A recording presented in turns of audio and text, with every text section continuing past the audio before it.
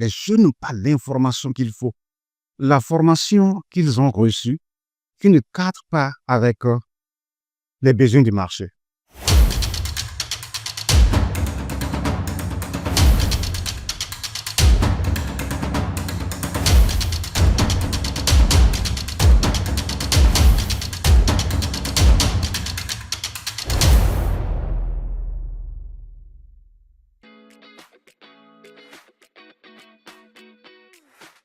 Les principaux obstacles que rencontrent les jeunes, au premier, quand nous avons la formation qu'ils ont reçue qui ne cadre pas avec les besoins du marché. Nous avons remarqué ceci. C'est pour cela qu'à chaque fois que nous initions un projet d'autonomisation économique des jeunes, nous veillons à ce que la première activité à mener, c'est de faire un diagnostic des activités économiques, des besoins du marché au niveau local. À chaque fois que nous élaborons un projet, l'activité là est insérée pour que la formation puisse cadrer avec le besoin du marché. La deuxième difficulté que rencontrent les jeunes, c'est lié à l'accès à l'information. Les jeunes n'ont pas l'information qu'il faut. Il y a tellement d'opportunités que les jeunes ne savent pas. Les jeunes ont besoin d'une information et c'est à cela que nous travaillons pour permettre aux jeunes de pouvoir accéder à l'information. La troisième difficulté liée à l'accès au financement. C'est la raison pour laquelle nous participons régulièrement au Salon Agri-Finance pour mettre les jeunes en connexion avec les institutions financières. Et l'autre difficulté que les jeunes rencontrent, c'est l'accès au marché. Nous accompagnons ces jeunes à améliorer leur production, à innover. C'est pour ça que nous parlons de la compétition perpétuelle. Améliorer leur production, de sorte que leurs produits soient accessibles et non seulement accessibles, soit des produits qui arrivent à challenger avec les autres produits qui sont importés. Donc nous travaillons beaucoup dans les questions de plaidoyer pour faire accéder les jeunes au marché, les faire accéder à l'information, faire accéder aux formations qui sont adaptées aux besoins du marché et faire en sorte que nous ayons les jeunes vraiment aptes pour leur autonomisation économique.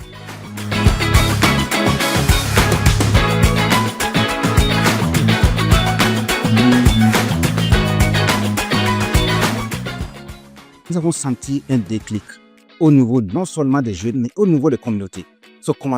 Les jeunes ne commencent pas à croire en eux-mêmes. Les communautés ne commencent pas à croire à l'entrepreneuriat des jeunes.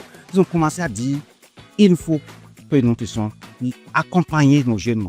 Avant, vous allez constater que les parents, une fois qu'un jeune décide de ne pas trop aller à l'école, de ne pas se concentrer sur le diplôme ou de se contenter sur une formation vraiment pratique qui puisse satisfaire les besoins du marché, les parents commencent à dire à l'enfant, ce que nous voulons de toi, ce sont les études. Ce que nous voulons de toi, c'est d'être dans l'université. Ce que nous voulons de toi, c'est d'avoir ton diplôme. Après, on verra. Mais aujourd'hui, les parents commencent et la classe de troisième, ou bien à partir même de la classe de terminale, commence à dire il faut que nos jeunes puissent avoir une formation réelle, une formation qui répond aux besoins du marché. C'est en cela que nous pensons que les jeunes ont commencé à croire en eux-mêmes et ils veulent que nous puissions aller droit. Tout à l'heure, il y a des jeunes qui sont rapprochés de moi. Comment est-ce qu'ils peuvent bénéficier des appuis de Plan International Bénin? Tout ce que nous faisons au niveau du salon Agri-Finance, il y a une réelle différence entre un jeune qui n'a pas été accompagné et un jeune qui est accompagné. Il y a une réelle différence.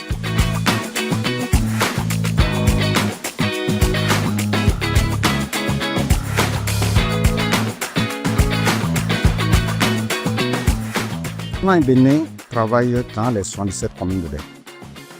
Nous intervenons avec aujourd'hui plus de 3 programmes qui interviennent dans le domaine de l'autonomisation économique. Nous sommes dans le département de la Takora.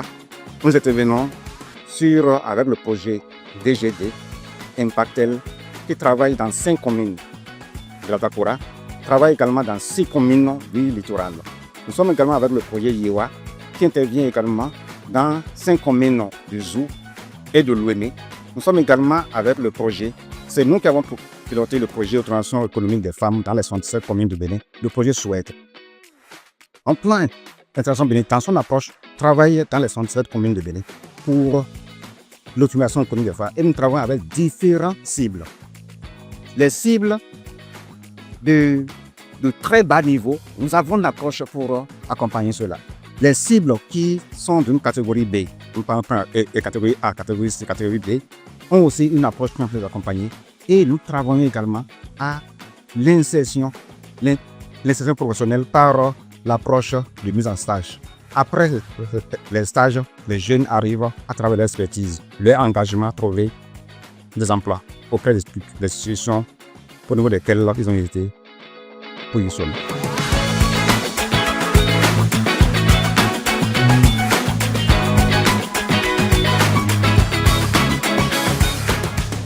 Au niveau du gouvernement, nous avons senti un réel engagement du gouvernement à accompagner les jeunes à travers plusieurs projets, plusieurs agences qui ont été mis en place. Dans le domaine de l'entrepreneuriat des jeunes, nous parlons de l'ADPME, l'agence de développement des petites et moyennes entreprises, qui accompagne les jeunes avec différents projets. Il parlait d'un problème d'information que les jeunes n'ont pas. Et il revient à nous en tant que partenaires qui appuyons les jeunes de pouvoir donner l'information. Les jeunes comprennent. C'est pour cela à chaque fois que nous engageons avec un jeune, nous ne voulons pas accompagner les jeunes pour donner un chiffre, nous avons accompagné les jeunes. Pour nous, c'est de faire un suivi. Un diagnostic entrepreneurial est fait au niveau de ces jeunes-là à travers des outils pour évaluer les profils entrepreneuriaux. Et ensuite, nous évaluons les capacités entrepreneuriales. Un plan d'accompagnement est établi. C'est suivant ce plan-là que nous accompagnons ces jeunes. Ceux-là qui veulent aller à la formation, s'ils n'ont pas reçu une formation adaptée à leurs besoins d'activité économique, ils sont formés. Ça peut être 1 mois, ça peut être 2 mois. Maximum, c'est 3 ans. Une fois sortis de ce centre de formation, nous accompagnons ces derniers qui est aller à l'entrepreneuriat avec un kit de démarrage. Le kit de démarrage, c'est le minimum qu'il faut à ce jeune-là pour pouvoir s'engager dans une activité économique. Pour ceux-là qui ont déjà reçu une formation adaptée à l'activité économique qu'ils ont choisie, nous accompagnons ces jeunes-là à accéder à un kit de démarrage également. Eux ne passent pas par la phase de formation, mais ils font traitement avec un kit de démarrage. Et nous accompagnons ces jeunes avec des coachs qui sont sur le terrain, qui fait un appui conseil de proximité avec ces jeunes-là. Et soit s'il y a des réglages à faire, et puis soit les faire avec ces jeunes-là. Nous les mettons en relation avec les institutions financières et ces derniers sont chargés au même moment qu'ils accordent des crédits à ces jeunes-là. Les accompagnent également à tenir des outils de gestion. Parce qu'il est important. On ne peut pas s'engager dans une activité économique sans tenir des outils de gestion. Nous accompagnons ces derniers également dans l'accès au marché. C'est pour cela qu'au niveau des collectivités locales, au niveau des mairies, nous avons des comités locaux de promotion de l'entrepreneuriat. À ce niveau-là, tous les acteurs qui interviennent au niveau communal accompagnent les jeunes. C'est des questions d'accès au foncier, d'accès à la terre. Le comité ensemble réfléchit à comment accompagner les jeunes à accéder à la terre. S'il y a des problèmes de financement, le comité également accompagne. Au niveau des activités locales, certains acteurs ont commencé, certains maires ont commencé par instaurer le fait que les produits locaux, une fois qu'il y a un événement, les produits locaux vendus par les jeunes, les produits que les jeunes mettent sur le marché, soit les premiers produits qui sont achetés pour servir ces événements. Voilà comment est-ce que nous accompagnons le gouvernement. Nous accompagnons les acteurs locaux à faire la promotion de l'entrepreneuriat des jeunes.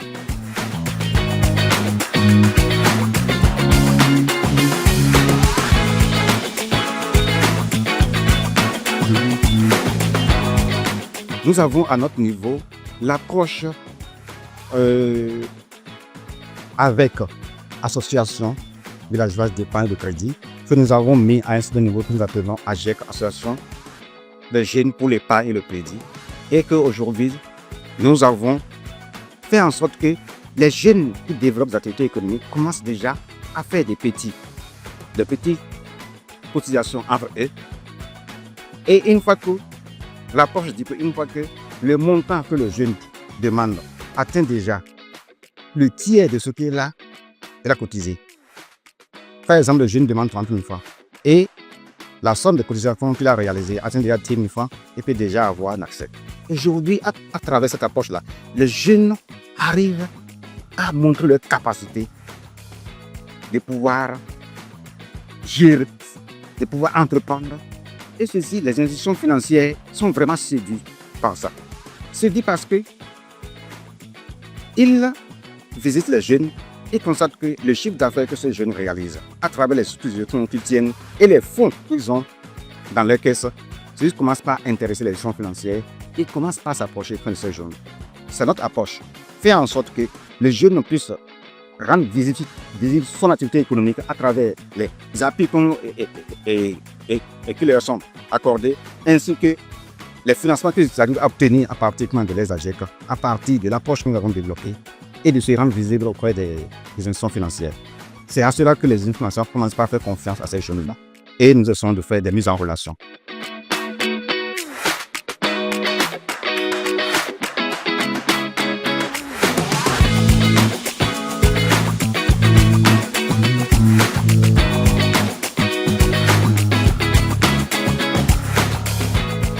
Pour moi, c'est vraiment solliciter les agents de communication pour nous accompagner dans cette mission.